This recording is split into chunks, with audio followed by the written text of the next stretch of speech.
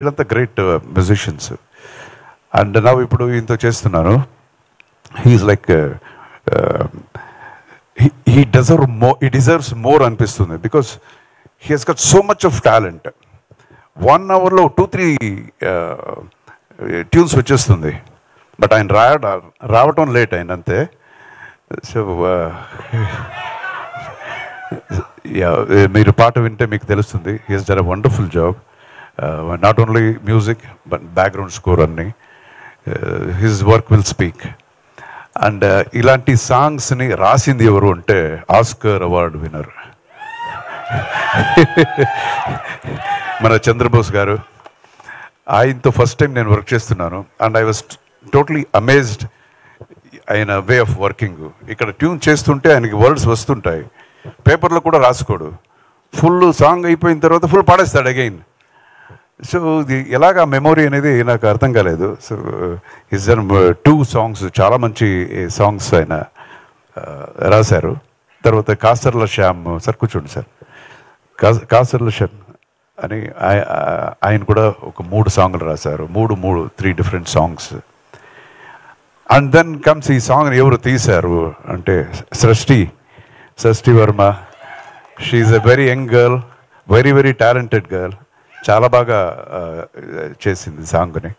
ఒక సాంగ్ సృష్టి వర్మ, ఇంకొక సాంగ్ లలితా శోభి అని ఇంకొక మాస్టర్ చేశారు. So this is my technician and my fight master బాబు.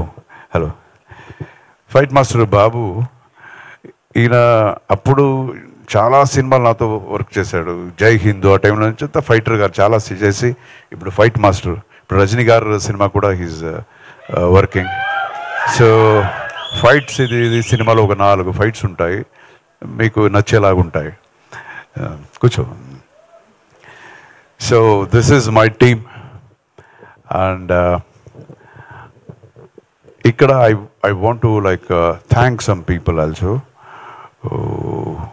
అది నన్ అదర్ దాన్ మన megastar Chiranjeevi garu and our deputy CM Pawan Kalyan garu. నేను ఎందుకు ఇక్కడ చెప్తున్నానంటే ఈ కథని ఫస్ట్ నేను చెప్పింది చిరంజీవి గారికి. సార్, ఎవరికి ఈ క్యారెక్టర్ ఎవరు బాగుంటుంది, ఏ హీరో బాగుంటుందని ఒకసారి నాకు చెప్పు అర్జున్, కథ వింటాను అని. సో ఒక 2 hours 2.5 hours కథ చెప్పాను, డీటెయిల్గా చెప్పాను. అది అయిన తర్వాత అనదర్ 2 hours ఆయనకు అంత నచ్చింది ఈ కథ. సో ఈ పిక్చర్లో చాలా ఆయన కాంట్రిబ్యూషన్ కూడా ఉంది, బికాస్ డిస్కషన్ లాగా జరిగింది మనకి 2-3 times. So I thank him from the bottom of my heart. And Pawan Kalyan గారు,